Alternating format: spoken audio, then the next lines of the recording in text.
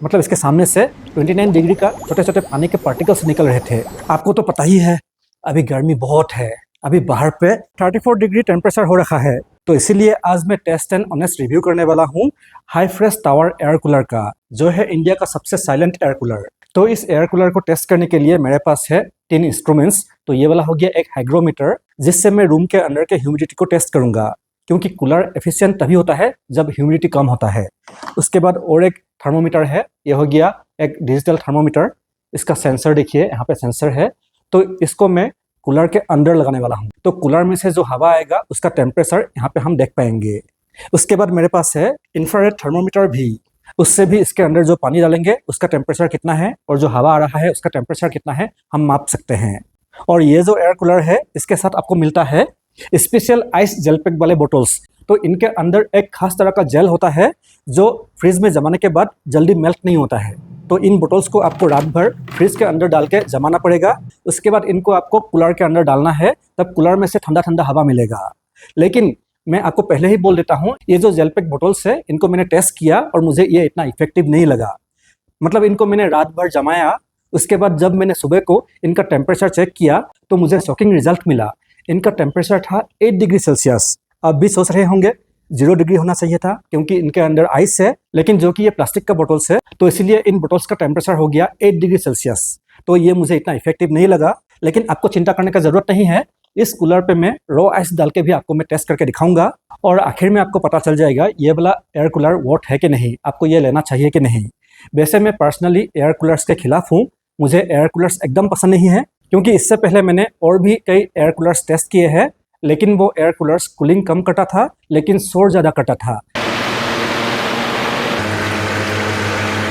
जी हाँ, air coolers बहुत ज़्यादा शोर करता है, इसीलिए मुझे एयर कूलर्स एकदम पसंद नहीं है। लेकिन उसके बाद मैंने खरीदा ये वाला एयर कूलर। इसको लोएस्ट स्पीड पे चलाने से एकदम कम नॉइज आता है। अभी आप सुन सकते हैं।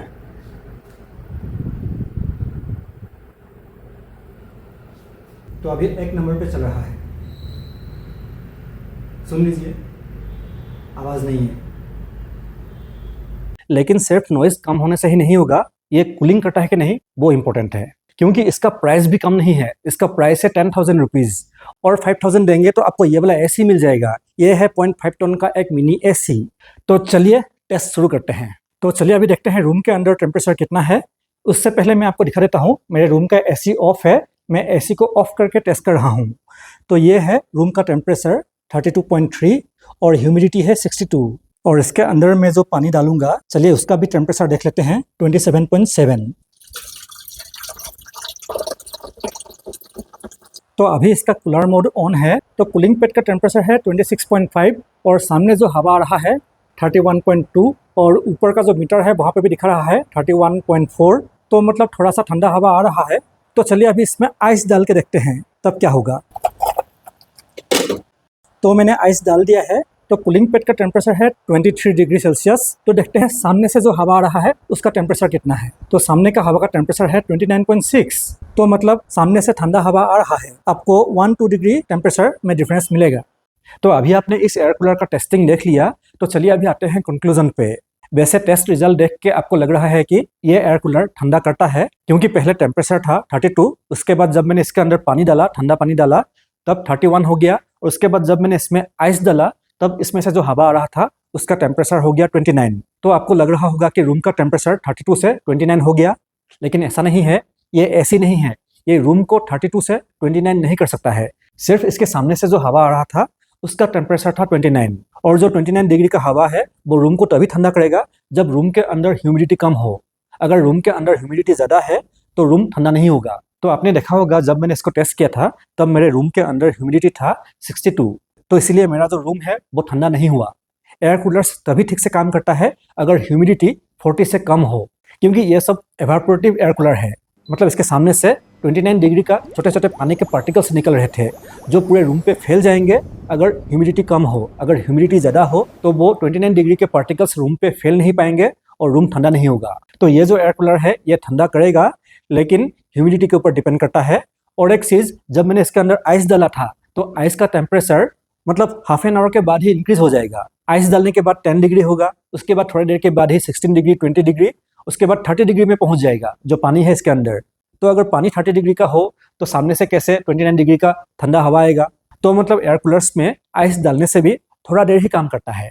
लेकिन चाहे आप इसके अंदर पानी डालें या फिर आइस डालें, आपको एसी जैसा ठंडा हवा तो नहीं मिलेगा। मतलब एसी को ऑन करते ही एक बहुत ही ठंडा हवा का झोंका आता है, वैसा कूलर्स पे नहीं होता है। तो कंक्लूजन पे मैं बोलता हूँ, ये जो एयर कूलर है ये एयर कूलर का जगह पे पास होता है। रहा इसका बिल्ड क्वालिटी का बात, तो इसका बिल्ड क्वालिटी मुझे इतना अच्छा नहीं लगा। बहुत ही लाइट वेट प्लास्टिक से बना हुआ है, मतलब दबाने से ये अंदर चला जाता है। बहुत ही लाइट प्लास्टिक का है, तो ये गिरने से तो टूट जाएगा। उसके बाद इसका जो बेस है, मतलब ये वाला जो हिस्सा है, ये भी बहुत ही लाइट प्लास्टिक से बना हुआ है। आप देख सकते हैं हिल रहा है। ये जो बेस है ये टूट जाएगा अगर इसके अंदर पानी डाला हुआ है। उसके बाद अगर आप इसको ऐसे ढकेल दे, ऊपर से ढकेल दे, तो बेस में से ये निकल जाएगा, टूट जाएगा। और उसके बाद मुझे इसमें और एक बात अच्छा नहीं लगा, और वो है पावर कट होने के बाद ये ऑटोमेटिक ऑन नहीं होता है। मतलब मान लीजिए आप रात में सो रहे हैं इसको ऑन करके, और पावर चला गया, उसके बाद दोबारा पावर आ गया, तो ये ऑटोमेटिक ऑन नहीं होगा। आपको जागना पड़ेगा, उसके बाद इसको ऑन करना पड़ेगा। उसके बाद इसका प्रोज के बारे में बात किया जाए तो इसका लुक एंड डिज़ाइन बहुत ही अच्छा है। ये रूम के इंटीरियर के साथ बहुत ही अच्छे से मैच करता है। इसका साउंड एकदम कम है, और ये एयर कूलर का काम करता है, थोड़ा सा ठंडा करेगा। उसके बाद इसके साथ एक रिमोट कंट्रोल भी आता है, और इसमें जो वाटर पंप है वो पानी नहीं होने से ऑन नहीं होता है, और पंप खराब भी नहीं होगा। तो ये था इस एयर कूलर का ऑनेस्ट रिव्यू। आपको कैसा लगा मुझे कमेंट करके बताइए, और अगर आपको अच्छा लगा तो प्लीज़ सपोर्ट कीजिए, मतलब सब्सक्राइब कीजिए। तो जल्दी से मिलते हैं एक दूसरे प्रोडक्ट के ऑनेस्ट रिव्यू के साथ। तब तक के लिए नमस्कार।